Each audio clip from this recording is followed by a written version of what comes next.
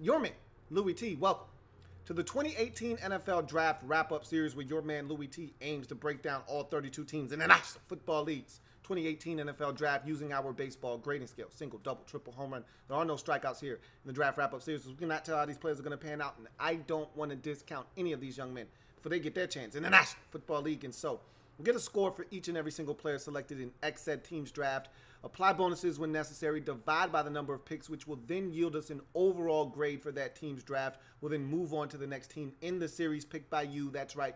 You, the viewer, are in total control as this is the You Pick format. Simply be the first to leave a comment in the comment section of this and future videos in this series stating two things: the phrase next and the team you'd like to see next. Some examples would be JETS, Jets, Jets, Jets, next. Jets, next. NYJ, next. Next. New York Jets. You get where I'm going with this. Want to be as precise as possible because you want to get your team in first. That being said, the next team up in the series is none other than the JETS Jets. Jets. And I told you when this season ended that Mike Maccagnan and Todd Bowles deserved an extension. And both of those men got what they deserved because that was a job well done. They were thrown into a situation this past year that was set up for epic failure. Both men were set up to be fired. Instead, they turned in one of the most surprising starts to a season we've seen in quite some time. Now, remember, they started out the season 0-3, I believe it was, and then ended up running off 4 straight. At one point, yes, the New York Jets were right there, close to first place with the New England Patriots. Who knew? However, like I said, they were set up for failure, but to milk 4 or 5 wins, I think it was 5 wins out of that season, and they were close to about 3 or 4 other wins to get what they got out of that season with the roster that they had. Hats off to those boys out there in New York or New Jersey. In any event, look, what they did last year was cute. It was awesome, but no one takes the Jets seriously because they don't have a quarterback, and they've been looking for one for quite some time. Yes, Josh McCown set franchise or career highs in passing yards, touchdowns, all of that good stuff last year with the Jets. While he did that, and that was nice, it's Josh McCown. Similar to the way we felt when it was Ryan Fitzpatrick. It's Ryan Fitzpatrick. You can only get so far with those types of guys. You need a franchise quarterback. Enter in this draft. They were right there, but because they fared so well, they were right on the outskirts of potentially getting one of the top guys in this draft. So what did they do? They packaged together a bunch of picks, including 3 second-rounders, and moved up just a few spots, but enough to get the guy that might have been at the top of their board. Maybe, maybe not. They'll never tell us if he was or he wasn't. Doesn't matter. Get a quarterback. And I think after getting that quarterback, they settled in and actually had a damn good draft. And if you look at the offseason that they turned in via free agency and some of the moves made there, you couple that with some of the success of some of the players that got an opportunity to play in 2017, and then you add in this draft and potentially getting the quarterback of the future, I must say, Jets, look out. Not saying, just saying. But in any event, let's jump into this compact 6-player draft and see what Mike Maccagnan cooked up in 2018 by starting in the first round, 3rd overall selection, quarterback out of USC, Samuel Darnold is the selection. Well, looks like we'll just jump into Sam Darnold. Hell, look, I'm not going to break Sam Darnold down. I've already broken down Samuel Darnold in my Draft Prospects 101 series. So if you're looking for a thorough breakdown of Sam Darnold, that's where you'll find it on the Louie Tee Network. Go to the playlist section and hit Draft Prospects 101 from 2018, and you'll find the breakdowns of not only Sam Darnold, but all of the players I was able to get to prior to the 2018 NFL Draft. That being said, Sam Darnold is a guy that, I'm not going to lie to you, I wasn't as high on him as many. The guy is very talented. Don't get it mistaken. But I didn't think he was better than Baker Mayfield. I didn't think he was better than Josh Allen. I thought he was third in the pecking order of quarterbacks excuse me, I'm lying. I had him fourth. All right. I thought Rosen was the best pure passer in this draft. I thought Allen had the most upside, and Baker Mayfield was probably the most competitive and probably the guy with the fewest flaws, if you will, of all of the quarterbacks. Just lacked size. Darnold, for me, is intriguing because I like his moxie. I like his poise. I love the fact that when Josh Rosen was being fake and phony before the draft and, we're friends, and Sam Darnold was like, no, bitch, we're not friends. Let's not try to fool the American people. I don't like you. Never did, still don't. All right? So that tells me he can handle the New York media, because you've got to have a little bit of a chip and a little bit of a testy nature about you, pause, in order to handle the New York media. That being said, it's not easy to handle the spotlight of Southern California, and I thought he did that well too. But in some big moments, thought he came up, him and his teammates, not just him, came up relatively small in some big spots against some really good teams, i.e. Notre Dame, i.e. Ohio State in the bowl game. Look, I said all of that to say this. This is a guy that made some big plays. Whether you're talking the Texas game or you're talking UCLA, he made plays throughout his career. He's got the ability to get outside of the pocket. He's a little bit more mobile than people give him credit for. I think he is one of the most dangerous quarterbacks in this draft class when throwing on the move and on the run. But I still question his decision-making at times. He doesn't have the strongest arm in the world. We're going to see. Sam Darnold, jury's still out for me on Sam Darnold, but I can tell you this much. The Jets needed to do something. They couldn't sit on their goddamn hands and wait and hope and pray that Bryce Petty or one of these other bums, or Christian Hackenberg, who they finally got the hell out of town, would surface as the guy.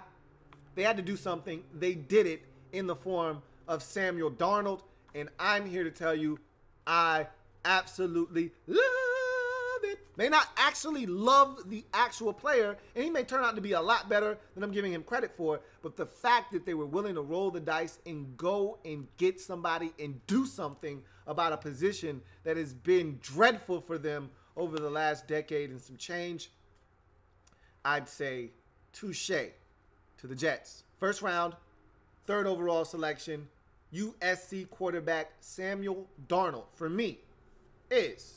Hits it high! Hits it deep! It is out of here!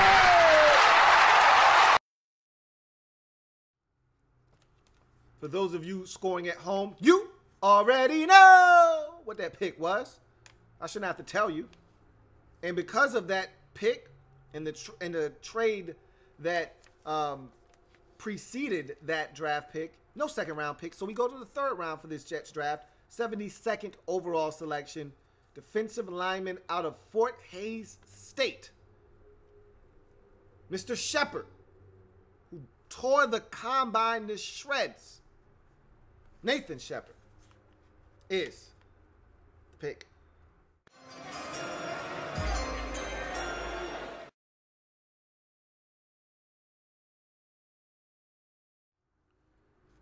So this might be one of the most rewarding stories that you'll hear of a guy getting drafted.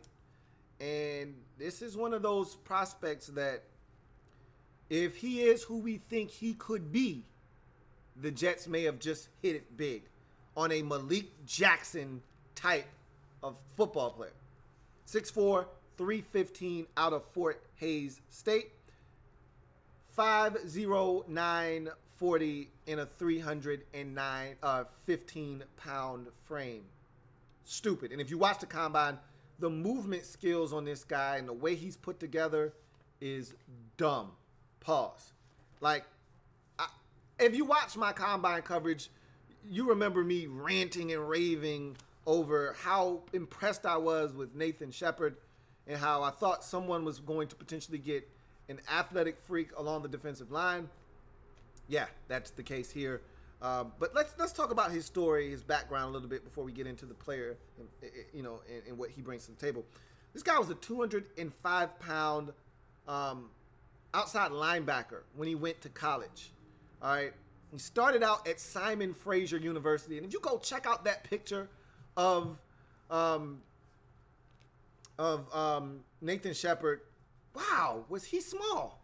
Almost hard to believe it's the same guy. But he was able to put on 45 pounds of muscle, essentially, by the time his sophomore season rolled around. And he was a 250-pound linebacker at that point. Problem was, he was in Canada. He grew up, he was born in Canada, went to school in Canada. They don't give full scholarships for football in Canada. He ran out of money.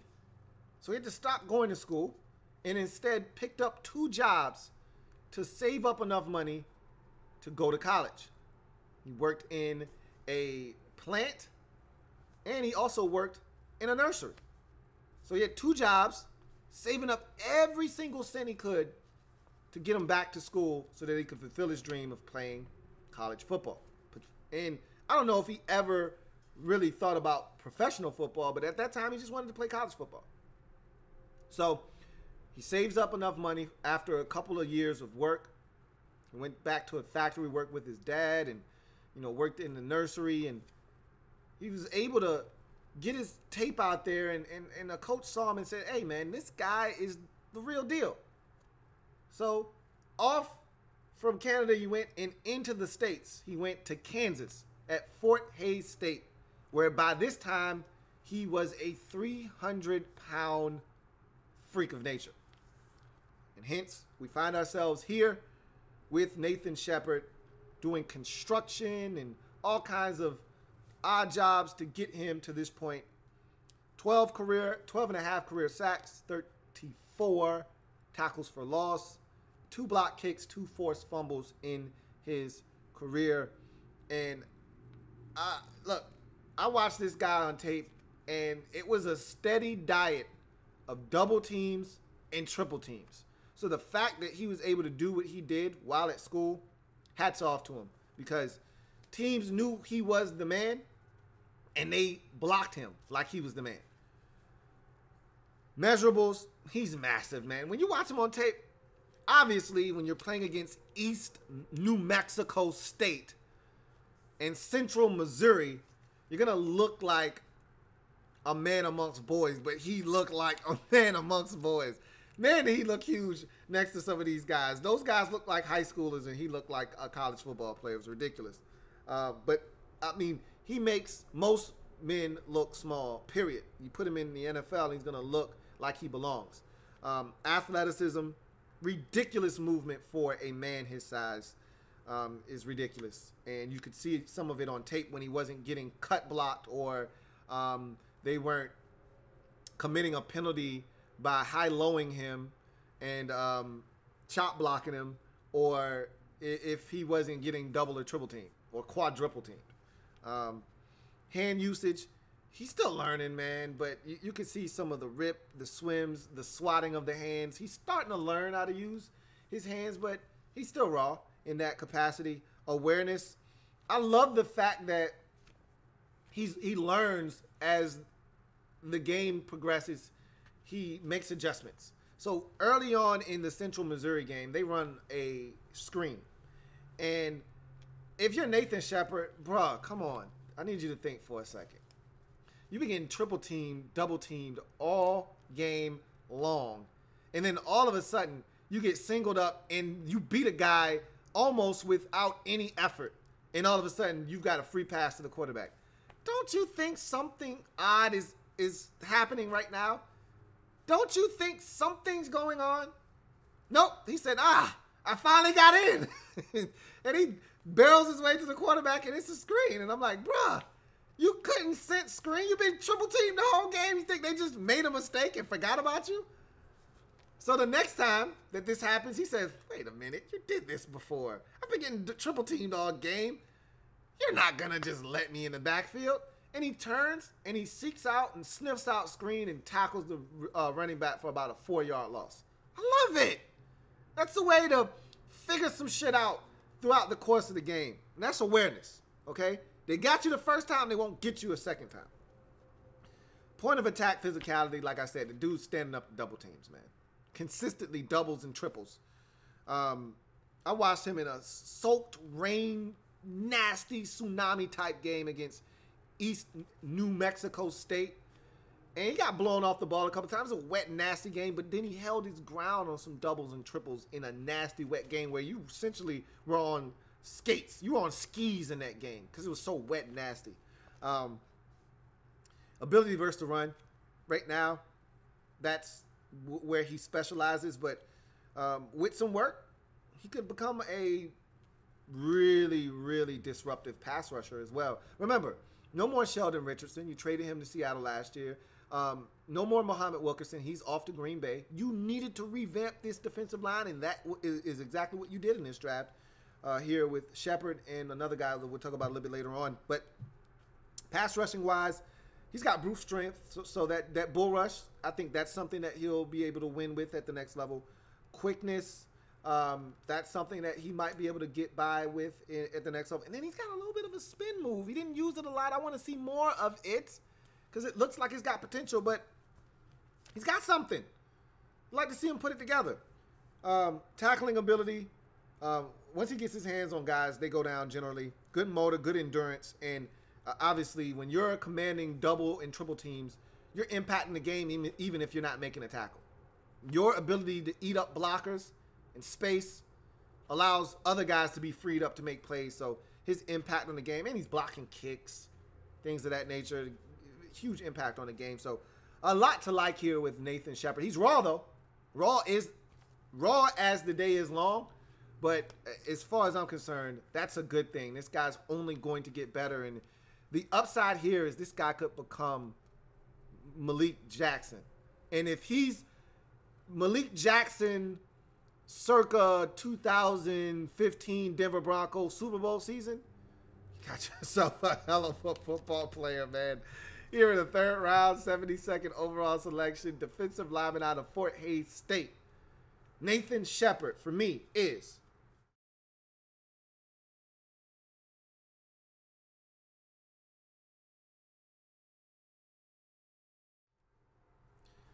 for those of you scoring at home, Nathan Shepard is a triple. As we go to the 4th round, 107th overall selection, tight end out of the U, Christopher Herndon, the 4th, is the selection.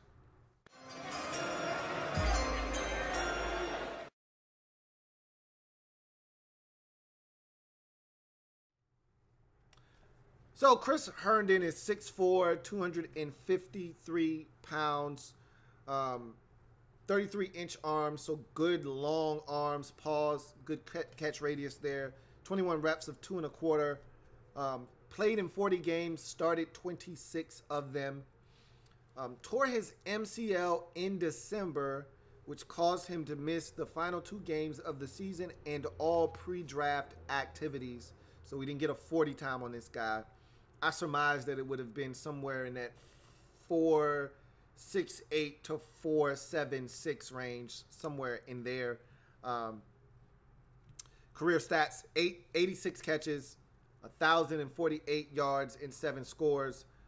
Of that, 40 catches for 477 yards and 4 scores came in 2017, which was by far and away his most productive season. And remember, that was cut short by 2 games due to the MCL tear. So he was on pace for over 500, probably maybe even 600 yards receiving in his senior season before the injury. So He was playing his best football, no doubt about that, and that's what you're looking for, that upwards trajectory as he's heading into the league. Measurables, good size and length for the position. As I mentioned, 6'4", 253 with 33-inch arms. Speed, put down in my notes, not a burner by any means, but adequate enough speed to create problems. He's one of those guys that will get up the seam, run by a backer if he's sleeping or tripping. If a safety falls asleep, as I saw on tape versus Syracuse, he ran a wheel route to the outside. Safety fell asleep behind the wheel. Here comes Chris Herndon with a big catch and run down the sideline. So you fall asleep behind the wheel, Chris Herndon will make you pay. Pass catching ability, he's got really reliable hands. And when you got a young quarterback, you want to surround him with as many reliable targets as possible. And that's exactly what Chris Herndon is, a very reliable target. You couple him with the tight end you took last year out of Clemson, and all of a sudden now you might have some really capable tight end prospects to get the football to. Leggett is a guy that I think should be much further along in his second year, and Herndon is a guy that you come in and you want to just surround Sam Darnold if he's to be your starter, and there's rumors that he may potentially be a guy that will start day one in New York for the Jets. We'll see if that's something that will come to fruition, but you want to have as many targets as you can. I thought that the receivers had a phenomenal year, both of them going over 1,000 yards last year. If we could just get my man to stay out of trouble off the field, Robbie Anderson to just stay out of trouble off the field, him and Jermaine Kearse could be a dynamic duo as they were last year for years to come. You add the tight ends into the mix. You add the running backs that you like, and all of them can catch. And you got some stuff, man. So, and you drafted a bunch of receivers last year. Chad Hansen and Ardarius Stewart. You got a bunch of stuff at receiver. I don't know how good it is, but you got a bunch of stuff. So, you add Chris Herndon to that mix, and all of a sudden, it's a lot of opportunity out there for guys to make plays for the quarterback, whomever that may be. Quickness, suddenness, that's not a huge part of his game. He's not a guy that's going to separate with quickness, suddenness, and his route running ability. As a matter of fact, I put down in my notes, could stand to fine-tune his route running. He didn't run a bunch of routes at Miami. A lot of hook routes over the middle of the field, sit down in zone, and be an inviting target to the quarterback. Some out routes. And there were a couple of vertical routes, but for the most part, some tunnel screens, wide receivers, screens. This wasn't a guy that was running a bunch of intricate stuff. You know what I mean? Not a lot of corners and post corners and digs over the middle of the field.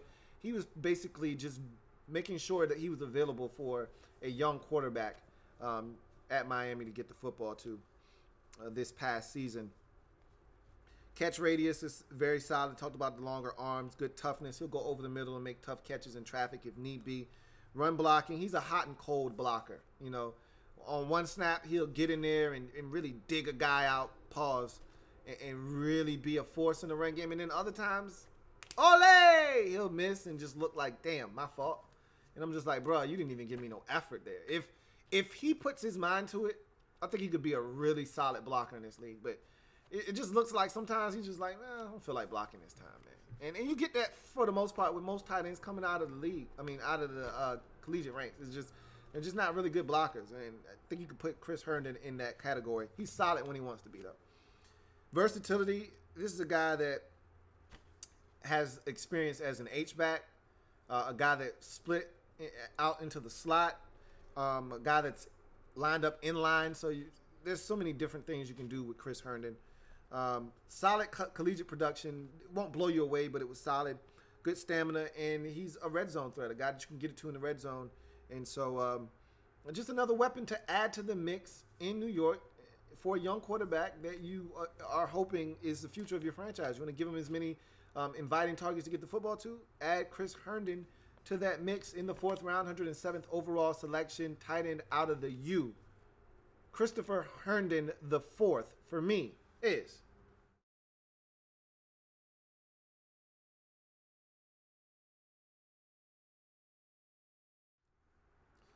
For those of you scoring at home, Christopher Herndon the 4th is a double. As we move on to the next pick in this draft, 6th round, 179th overall selection, cornerback out of Tulane, Perry Nickerson is the selection.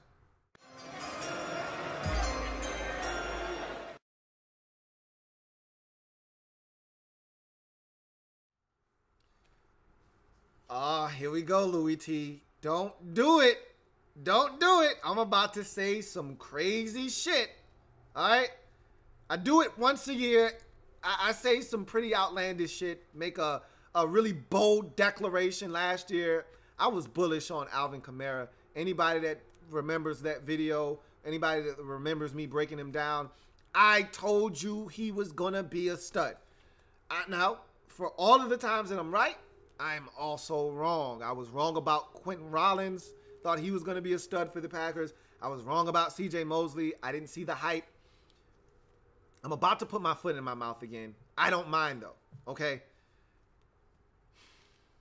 Barring injury, and given that everything is equal, and if he's got a solid foundation, meaning his head coach remains the same, and there's stability for Perry Nickerson with Todd Bowles, and more specifically, if Todd Bowles is his coach for the first 4 or 5 years of his career, and I know I'm asking a lot, reconsider, don't do it, read some litter, chill on the subject. You sure? I watch film. Fuck it. Perry Nickerson will be better than Denzel Ward. There, I said it. That's how good I feel about this guy. He's a watered down, poor man's version of Denzel Ward, and I think he'll be better than him at the next level. He played against stiffer competition, and I know you say, wait a minute, Denzel Ward played against guys in the Big Ten. That's elite level competition. Name me them elite level receivers out there. Name them. I'll wait. You want to run off some of those Penn State guys? Knock yourself out. Who else you got? Because I watched him struggle with a guy that went undrafted in Simi Cobbs Jr. Watched him struggle. Get his ass beat in that game. Like a drum. Now, he did make a pick in that game later on, but I watched Perry Nickerson go up against 2 bona fide studs over and over and over again. In SMU's Cortland Sutton, a 2nd round pick, not an undrafted guy, and a guy that I think should have been and could have easily have been a 1st round pick, probably should have been a 2nd round pick, and was a 2nd round pick, who I think has stud written all over him. And Memphis wide receiver, Anthony Miller. Had to face those boys every year. And I watched him do a hell of a job, a bang-up job against both of those dudes. One in a situation where he's giving up 7 inches. I'm over-exaggerating. More like 5 inches to Cortland Sutton, but still, huge disadvantage in terms of size. And he held his own. So, anyway, I said it. You can kill me if you want. I'm cool with it. But that's how I feel. 5'10", $182. 4'3". Look, he's just as fast, if not faster, than Denzel Ward at 4'3", 240. 15 reps of 2 1/4. He tackles just as well, if not better, than Denzel Ward. And he's got this isn't even up for debate, way better ball skills, and he's always looking back for the football. He plays like a dude that runs a 4.32, unlike Denzel Ward, who doesn't look back for the football. But this isn't a kill Denzel Ward to uplift Perry Nickerson party. All right? Let's talk about Perry Nickerson and why I'm so bullish on this guy if he's able to stay healthy and is able to receive the type of coaching from Todd Bowles, who's going to use this guy the right way. If he's able to stay with Todd Bowles for the duration of his rookie contract, this guy's going to be a stud if he stays healthy. Had a career-threatening knee injury in his freshman year in 2013. They didn't know if he was going to be able to play football again. It was a really scary situation, but he was able to have the surgery, repair some cartilage and tissue in his knee, and he came back stronger, than ever. 15 career INTs, 1 for a touchdown. Baller. 31 PBUs, 8 tackles for loss, and 3 forced fumbles. Measurables, obviously, they're not ideal at 5'10", $182. But look, if I'm Todd Bowles, I'm giving Perry Nickerson every opportunity to prove to me that he can play outside until he proves to me he can't. Speed is dumb. Acceleration, dumb. And athleticism, stupid. All of them, off the charts. For acceleration, I put this in my notes. Plays his zone wrong. So, it's a game versus Memphis. He's playing cover 3 on the outside. And they run a concept on his side. They got twins to his side. So they're just 2 receivers to his side of the field. And it's the wide side of the field. So a lot of space over there to cover. And the outside receiver, which Perry Nickerson was lined up in front of, runs about a 7-yard in cut. All right. And he bites the eye candy. That 7 to 10-yard dig is specifically designed to attract the eyes of that cover 3 corner in hopes that it sucks him up, and the guy in the slot's running a corner route to the outside, and you're looking to get that corner route right over top of that cover 3 corner that's supposed to be deeper than the deepest, but running with that eye candy of that dig route inside. Well, Nickerson bit the bait initially. He's running with that dig route. Quarterback sees it in Riley Ferguson, and he's going over top to that corner route. And Perry Nickerson realized at the last second, oh, shit, my bad, my mistake. I'm supposed to be over the top. So he turns, pivots, and runs and gets underneath the damn corner route. How the hell did he manage to do that? And makes a play on the football. And I'm like, you're not supposed to be able to do that, bro. You effed up. You're supposed to pay for that. He's like, nah, man, not when you run a 4-3-2. You can get away with some nonsense and some chicanery. So he did. Not saying that that's a good thing, but it's good to know that he was aware enough to admit he made a mistake and make up for it. And it's good to know that that 4-3-2 40 does actually come in handy. And it also helps that you look back for the damn football so you don't pick up a PI.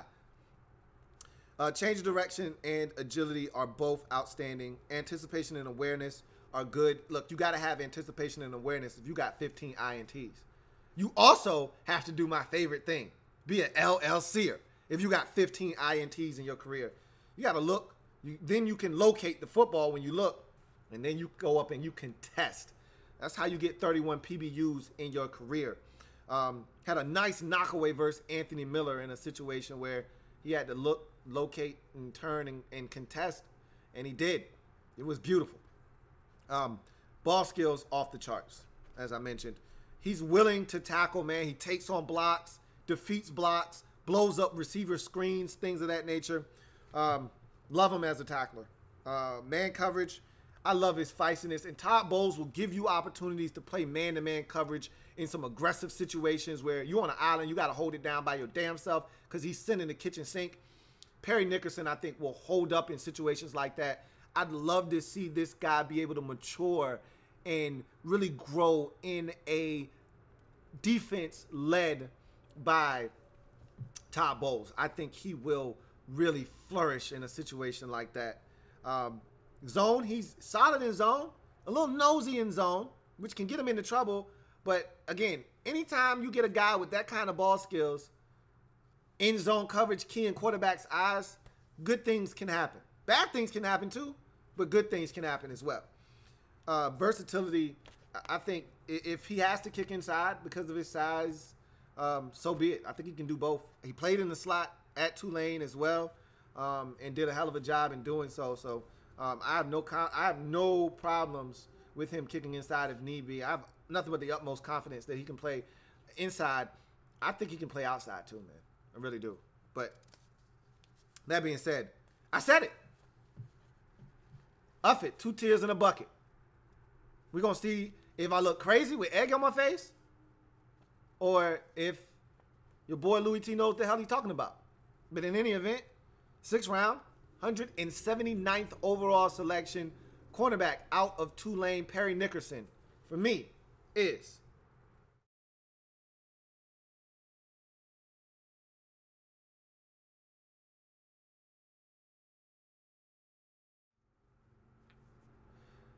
those of you scoring at home, Perry Nickerson is a triple. As we go to the 6th round, 180th selection, so very next pick, 6th round, defensive lineman out of UConn, Folorunso Fotukasi is the pick, but you can call him Foley.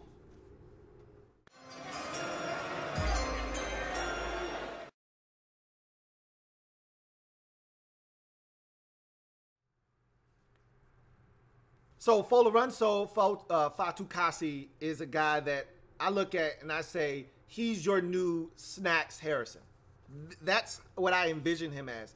In a perfect world, he'll come in, he'll eat up space and double teams and be a really big presence in the run game in the middle, and that'll allow you to have Williams and Nathan Shepard as your 5 tech on the outside doing work. That's in a perfect world. That's how this thing would line up. And I think Foley Fatukasi can do that for you. 6'4", 318, 34-inch arms, 33 reps of 2 1/4. Keep in mind, 34-inch arms and you're repping 2 1/4 33 times. That's stupid. Long arm guys aren't supposed to be able to do that. So that tells you just how strong this guy is. 5'2", 40, and that means he can still move at 318. 5'2", at 318 is not bad. Played in 49 games, started 38 of them, 14 career sacks, 21 tackles for loss, 4 forced fumbles, and 1 block kick. So I watched this guy, and there were a couple of games where he did nothing but just occupy space and blockers. And in certain games, that's all he's going to be required to do. And in other games, he was like, let me get in on this action. Let me knife in the backfield. Let me be a disruptive force. Let me get pressure on the quarterback. Let me collapse this pocket. So you can get best of both worlds. You're hoping. But if you only get one of the two, you'll take it. Because this guy can be a force up front. Eat up space, eat up blockers, and be disruptive. Measurables off the charts at 6'4", 318 with 34-inch arms. Solid athleticism for a guy his size. Good hand usage, awareness. All of those are solid. Point of attack physicality is probably his best attribute to date, as he just stands guys up. And for a guy his size, as big as he is, normally when you stand up as tall as he does, you allow guys to get up under your pads and drive you back. This guy's just bench pressing 2 dudes at once, just not giving ground. Ability versus the run, like I said, that's his strong suit right now. Tackling ability and motor are outstanding. He does have an endurance issue, but again, he's 320 pounds. When he's tired, he's got nothing for you. You know, got to have a rotation where this guy's kept fresh. When you watch him during the first set of downs, during a possession, this guy's full throttle. He's coming off the football. He's like a bat out of hell. And then you watch him on the 8th play of the possession and the team's speeding up tempo, this guy's like, man, I'm too big for this shit. And he's just leaning on dudes. And so you got to have him in a constant rotation. But he's got some juice as a pass rusher potentially. Watched him defeat double teams, split double teams, get to the quarterback. So he's got a little juice as a pass rusher potentially, but his calling card will be stopping the run. And there's an impact on the game from a eating up blockers in space in the run game's perspective. There's also a guy that can block kicks with his length. So, and think he can get a little pressure on the quarterback. Those 14 sacks don't need to be dismissed. So, Folorunso Fatukasi is a guy that I think can do a little bit of something in the middle of this Jets defense. And if they guessed right, they could have a completed defensive line in New York. A brand new revamped line featuring Williams, Fatukasi, and Shepard down the road. So we'll see what happens. But in the 6th round, 180th overall selection, UConn defensive lineman Folorunso Fatukasi. Foley for you is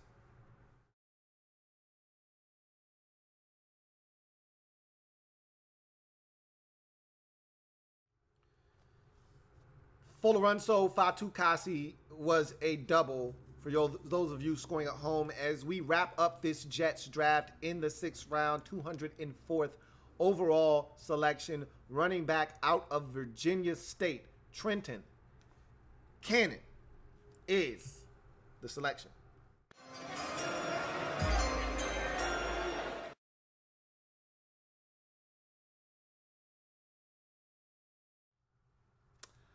$5'11", $185 is Trenton Cannon, excuse me. Transferred from Shepherd University after 1 year and then walked on to Virginia State where he was the man. And it's a funny because me and my man, Sean Mack, was talking about how we love watching small school running backs because generally when a small school running back gets drafted into the league, he was the best player on his team, and the highlight reels of these guys are usually insane. And, you know, it's a copycat league, you know, and so obviously the Jets, I can say this, the Jets have been looking for this type of guy. Last year they drafted the back out of Louisiana Lafayette, and I told you I wasn't as high on him, you know, and he was actually really solid for you in his rookie season, but Trenton Cannon is more along the lines of Tariq Cohen. And everyone's looking for that dynamic, game-changing back that you can get out into space and he can do the rest. And so I think the Jets were actually looking for that guy last year when they drafted the running back late in the draft out of Louisiana Lafayette. And I told you he just didn't have that kind of pop. He didn't have that kind of juice. Trenton Cannon does, however. And so if they can get out of him what the Bears got out of Tariq Cohen, and though they're two separate entities, okay, let's not confuse the two. Tariq Cohen, much more dynamic, a lot better at making people miss out in space, a lot more dynamic in the return game than Trenton Cannon. However, do not discount what this man brings to the table as a dynamic, game-changing running back / return man. 4.4 flat for Trenton Cannon. Career stats, 601 carries for 4,246 yards and 46 touchdowns. Obviously, played at a small school and just lit it up. 51 career catches for 638 yards and 7 touchdowns. Think about this, folks. That's a 12.5 yard per catch average. That's stupid for a running back. 3 kick returns in his career for touchdowns, 2 of which came in 2017. So he's dynamic in that avenue as well. Now, everything that I'm going to tell you, just take it with a grain of salt and keep in mind that he played Division II football. Not FBS, not FCS, Division II. So that's a step down from the FCS. All right. So this is some really low quality stuff. But look, athleticism, that translates anywhere you go. You know what I mean? So I don't want to discount what he did, but some of this stuff looked like high school footage. Real talk. And I'm rooting for this dude because he's from Hampton, one of the 7 cities around here where I live. And he went to Kecoughtan High School. So I'm rooting for Trenton Cannon. All right. Speed is dumb. Quickness is dumb. Acceleration, stupid. All of those are off the charts. Agility, this is where Tariq Cohen separates himself from Trenton Cannon in the sense that Tariq Cohen was like a human joystick. Trenton Cannon has the ability to jump cut and stop on a dime, all that good stuff, but he ain't breaking dudes off like Tariq Cohen was. That's just not what he's doing. But he'll make you miss. Don't get it twisted. He's got quality vision.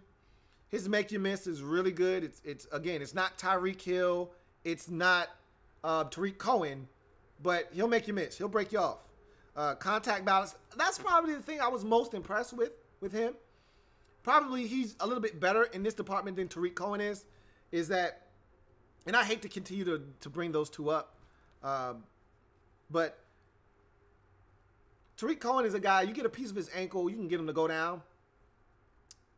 Same with the running back that the Texans took last year out of San Jose State that I thought was going to be a stud, and he really wasn't in his rookie season. I'm hoping he's better in year 2. But nonetheless, you get a piece of those guys and they go down. With Trenton Cannon, he's a guy that will bounce off of guys and will get yards after contact. So Cohen will to a degree, but I thought that was something that struck me as really nice with Trenton Cannon. Toughness and durability, he was a bell cow, at Virginia State for the Trojans. A bell cow. So toughness and durability are not to be questioned with Trenton Cannon. Receiving ability, he can catch. I don't think his hands are A1. Like, he doesn't have Tariq Cohen hands, but he can catch the football. Pass pro and awareness in pass pro, I'm a pass on those things. A little small, not the best at that. Snap volume, the guy got it a ton at Virginia State. Versatility, as I told you already, can run it, can catch it, and can give you something in the returns game as a kick returner. So third down back and return man, really good versatility. Ball security, generally when you give it to somebody this many times, ball security is usually an issue, and it's no different with Trenton Cannon. There's only 6 fumbles that I know of, okay? There may be more, but in the last 2 seasons, there were 6 fumbles that he lost, all right? I'm not sure. He could have fumbled 8 times in his career, for all I know. But that's a problem. So he's going to have to carry the football a little bit more securely at the next level if he wants touches consistently. And this guy has a chance to be a game changer. And like I said, when you've got a young quarterback, you want as many easy completions and guys making plays for him to build his confidence as you can possibly get. Early on in Tom Brady's career, Kevin Falk was doing a lot of the heavy lifting, man. Tom was checking it down to Kevin Falk, and Kevin Falk was breaking dudes off. He was the original Brady back, as I call him. He's went through a number of guys from Danny Woodhead to Shane Vereen to now James White and company. But the original Brady back was Kevin Falk. And Kevin Falk was doing work. And Brady would just dump it to him, and Kevin would do the rest. You need guys to help you out as a young quarterback. They're hoping that Trenton Cannon could be that guy for them potentially in this offense, along with the guy that you drafted out of Louisiana Lafayette last year. But in any event, I'm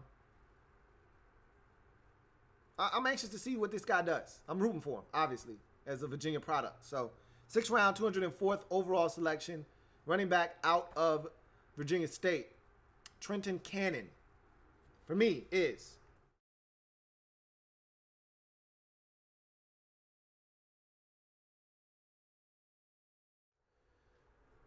so that's going to do it for the Jets draft, man. When you look at what they did on the defensive line in this draft, you look at what they did at the quarterback position, I absolutely love Perry Nickerson, and I may have put my foot in my mouth, but I don't care. This, and potentially what Trenton Cannon can bring to the table in terms of dynamic, game-changing ability, this was a really good draft. It was only 6 players, compact, but maybe impactful.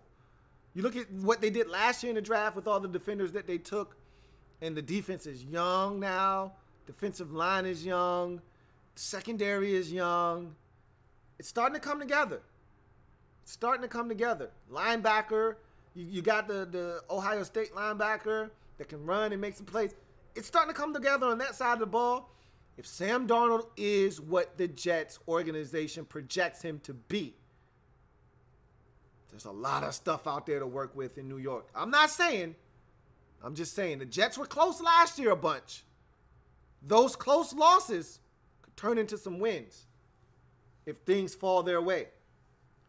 Remember, if you want to see all of the scores for these individual players, check out the website, LouieTeeNetwork.net. Make sure you're checking out the podcast, Louie Tee Network Podcast, available on iTunes, on Stitcher, on Google Music Play, and, of course, on the website, LouieTeeNetwork.net. Also, if you can donate, please donate to this movement here on the Louie Tee Network. All the ways you can donate, all the ways you can get a hold of the podcast, all the ways you can contact me, Twitter, Facebook, all of that down in the description below. So check that out. Yeah, thanks. And make sure you subscribe to the channel if you haven't already done so on YouTube, Louie Tee Network. Like this video, share it.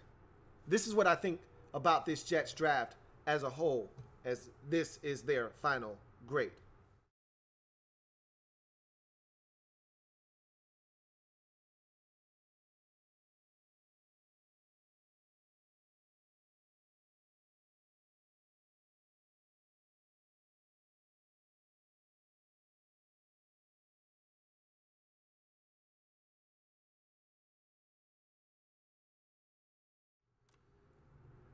So it's a nice little haul for Mike Maccagnan and company, as that will round up their 2018 draft wrap-up here on the Louie Tee Network. I thank you for joining me once again. Remember, I'm changing the game one video at a time, so come back and join me, as there's plenty more where this came from.